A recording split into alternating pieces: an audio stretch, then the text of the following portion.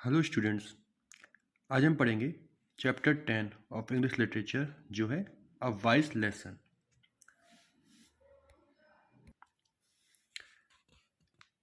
In a town of remote island lived a god fearing man whose wife could not have children.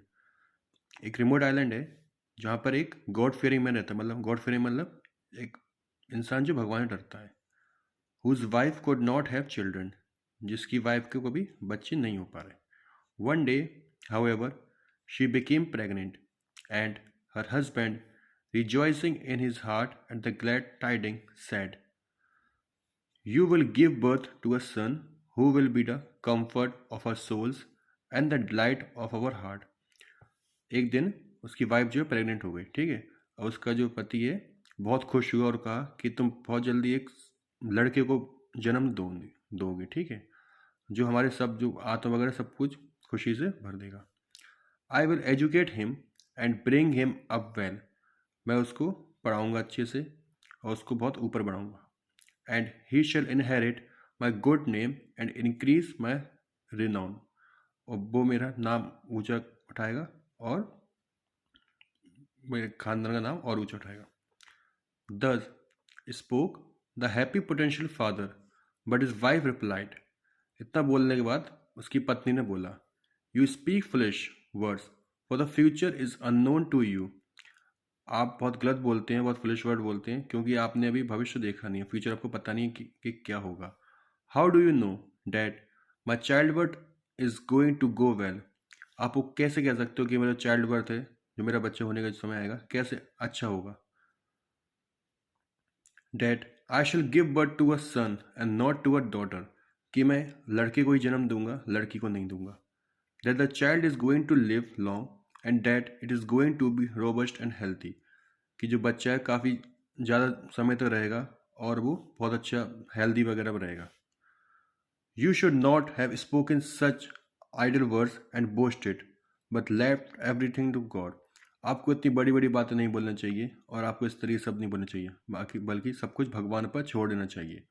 Who controls are destinies, जो हमारी पूरी सफ़र की रास्ता सब कुछ जो वही कंट्रोल करता है। It may befall you as it once befell a certain dervish। ये उसी तरीके से होगा जो एक सर्टेन डरविश की कहानी एक है, उसके साथ होता है, जो एक फ़कीर है, ठीक है, मुसलमान फ़कीर होते हैं, उसको बोलते हैं डरविश। When her husband asked her what had happened to the dervish, she told him the following tale। तो उसके पति ने उसको पूछा कि हाँ दरविश को क्या हुआ था, ठीक है, तो उसने उसको ये उसके बारे में बताई। There was once a dervish in the service of a king। एक क्या था, एक मुसलमान फ़कीर था जो राजा की सेवा करता था। The king used to give him a piece of cake and a bowl of honey daily। राजा उसको रोज एक केक का पीस देता था और एक बाउल ऑफ हनी मतलब शहद का एक बाउल में शहद देता था। The dervish used to eat the cake and put the honey into a jar which he always carries upon his head। वो क्या करता था, जो उसको केक खा लेता था और जो हनी का जार था अपने सिर के ऊपर रख लेता था। Honey however in those days was very expensive। जो शहद था उन समय काफ़ी महंगा था। One day the dervish, noticing that his jar was nearly full, thought of the high price his honey would fetch in the market। एक दिन उसने सोचा, फकीर ने, कि यार उसका जो जार है वो काफ़ी बहुत भर गया है और अब सोच रहा है उसको कि उसकी प्राइस भी काफ़ी ज़्यादा है, तो मार्केट में जाके मतलब बाज़ार में जाके उसको बेचे तो उसको काफ़ी अच्छे पैसे मिल जाएंगे। I am going to sell my honey for a piece of gold and buy 10 sheep.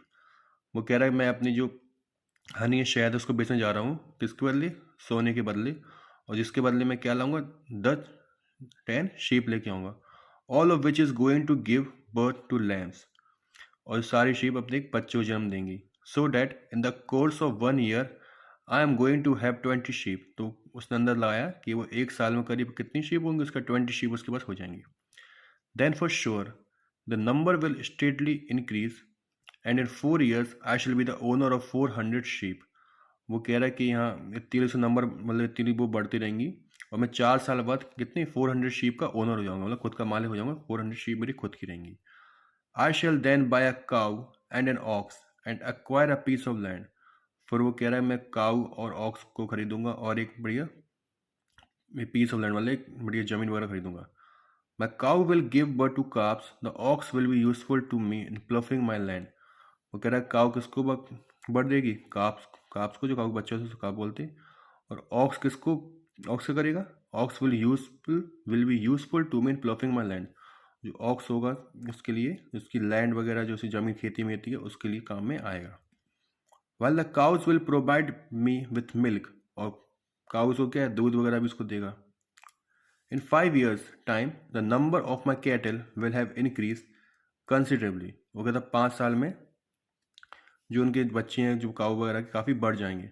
And I shall be the possessor of great wealth, और मैं काफ़ी संपत्ति मेरे पास हो जाएंगी और मैं बहुत सी संपत्ति का मालिक बन जाऊंगा. I shall then build a noble descent. She will bear me a son, a robust and beautiful child. और फिर मैं उसके बाद सोचा कि मैं बढ़िया एक मेरे पास बेटा होगा और उसको काफ़ी सुंदर सा होगा, जैसे अच्छा हत्ता कट्टा मतलब तंदुरुस्त होगा. अ lucky star will shine at the moment of his birth and he will be happy and bless.